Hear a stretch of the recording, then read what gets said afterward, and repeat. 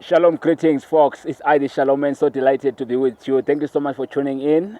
Without wasting much clock, today I have with me Sister Sharon, whom will explain and introduce herself further so that you can get to understand and to know her better. It is better and exciting, more understanding if she says much about herself before I do so. How are you, lady? I'm good. How are you? I'm excited to see you. Yeah, likewise. Wow, that's wonderful. So, what's your name? Do you mind to introduce yourself to the podium? Okay, hi. How are you?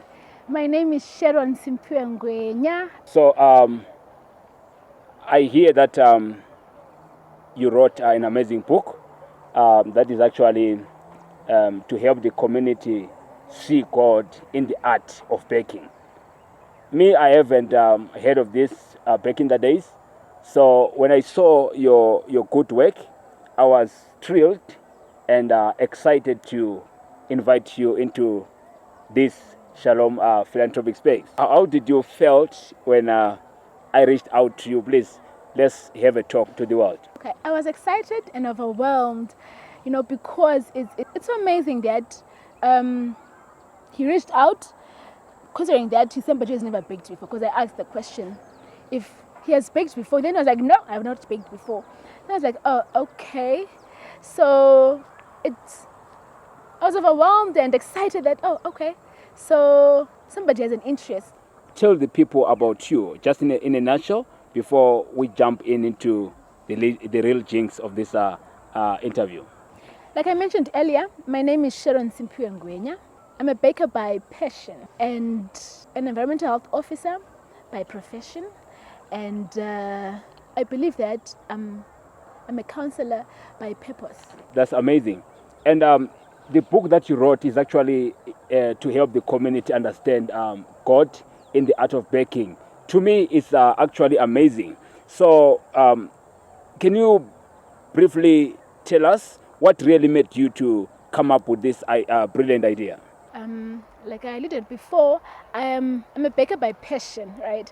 So when I was in attachment 2018 at Plum Tree District Hospital under Mangwe District, I was baking literally every week. Like every week I was baking. So one time I was searching for a certain recipe, right? So, and then after checking out the recipe at the end, there were just some scriptures, and then that intrigued me personally, and I was like, but then I can learn something from baking. So then from that time I started asking God to just impress lessons or not I can learn from baking. So from then God was impressing lessons and lessons, and what I did, I took bond papers and stapled them to make just a booklet and wrote baking lessons. And then after attachment ended in 2019, I forgot about that book. And then 2020 I graduated at NAST, and that same year I went to work in Triangle in December. Then the following year, 2021, when I visited home, I think it was just after mid-year, my dad then says, I saw your book. And I was so confused. Which book now? Then I was like, yes, your book, the one which is written baking lessons. And I was like, oh, okay. That's when I remember that, by the way, I was writing down the lessons that God would impress. And then I was like, that's a good book. I was planning on editing it, on typing it and send it to the publisher for the publishing process. Then I was like, no, I can't. Let me first write a book first, and then I will begin. Then we can then send it to the publisher. Yeah. So, yeah. Wow, that's encouraging. I hope you listening to this interview, you're actually gaining a lot into understanding your journey around here becoming an author. I want to believe this is your first book, right? Yes, it is. Yes. What's the title of this book? The title is The Sacred Baker: Discovering God in the Art of Baking. Wow, this is amazing. So, as we further on this interview, whose book is this? Is it for the community, a specific community, or is just for everyone in general? This book is for everyone. Like the title is saying, the sacred baker is God himself.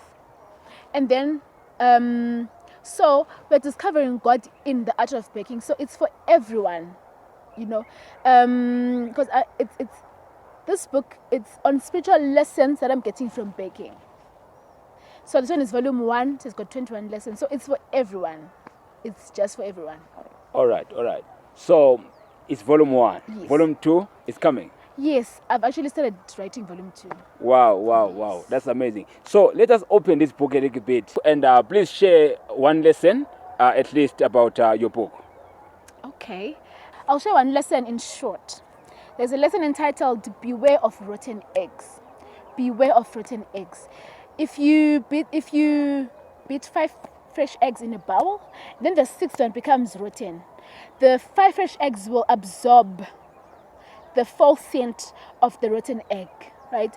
And automatically all the eggs become rotten, even if the 5 fresh ones were what? Were fresh. So, what am I saying? What kind of a friend are you? Are you the fresh egg or are you the rotten egg? We have an example of the perfect example, who is Christ. He's an example of a good friend. A songwriter says, "I've found a friend, or such a friend.